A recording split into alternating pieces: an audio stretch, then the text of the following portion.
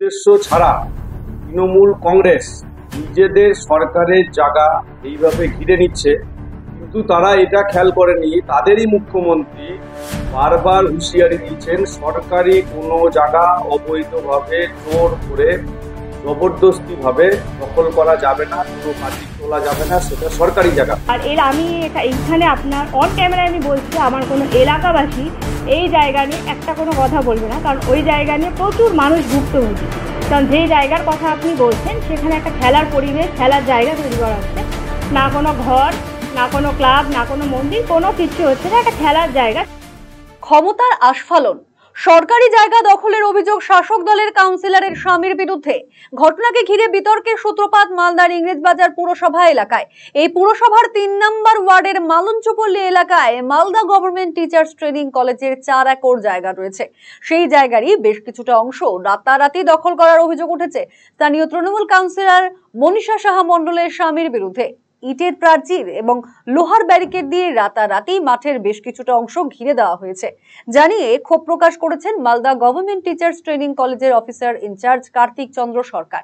এই নিয়ে পদক্ষেপ গ্রহণে কাউন্সিলরকে অনুরোধ করা হয়েছে বলে জানান তিনি। ওটা অ্যাকচুয়ালি পুলিশ ডিপার্টমেন্টের নামে ছিল, কিন্তু গভর্নমেন্ট এটা 1964 একটা অর্ডারে গভর্নমেন্ট বলেছিল যে এটা আমরা ব্যবহার করতে পারি, সেই জন্য আমরা ব্যবহার করছি। হোস্টেল তৈরি হয়েছে অনেকদিন আগে থেকে।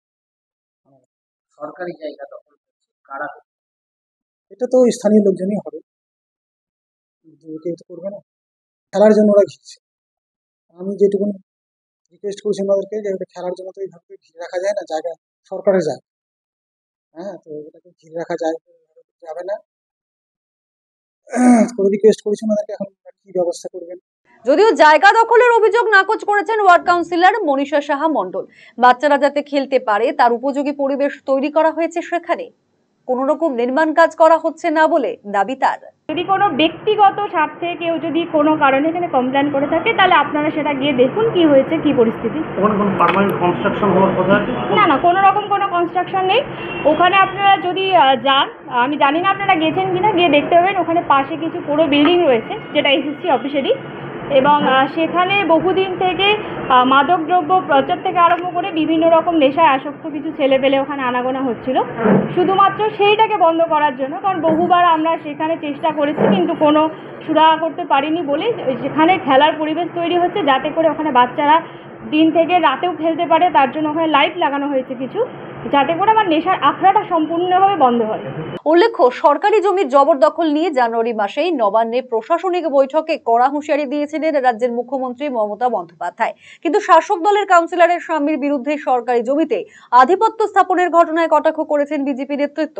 গোটা ঘটনায় শাসক দলের দ্বিচারিতার অভিযোগে সরব হয়েছে বিজেপি। বিটি কলেজের জায়গা ৩ নম্বর ওয়ার্ডে মালঞ্চপল্লীতে আছে, বিরাট জায়গা।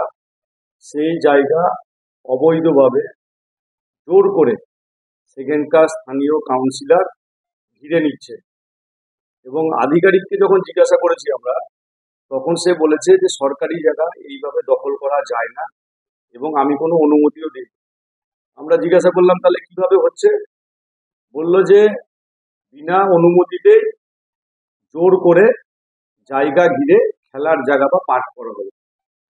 যদিও ইংরেজবাজার পৌরসভার চেয়ারম্যান কৃষ্ণেন্দু নারায়ণ চৌধুরী দাবি করেছেন আবর্জনাময় জায়গাটি এলাকার ছেলেরা পরিষ্কার করে খেলার উপযোগী করে তুলেছে, এর সঙ্গে জায়গাটি দখল করার কোনো ব্যাপার নেই।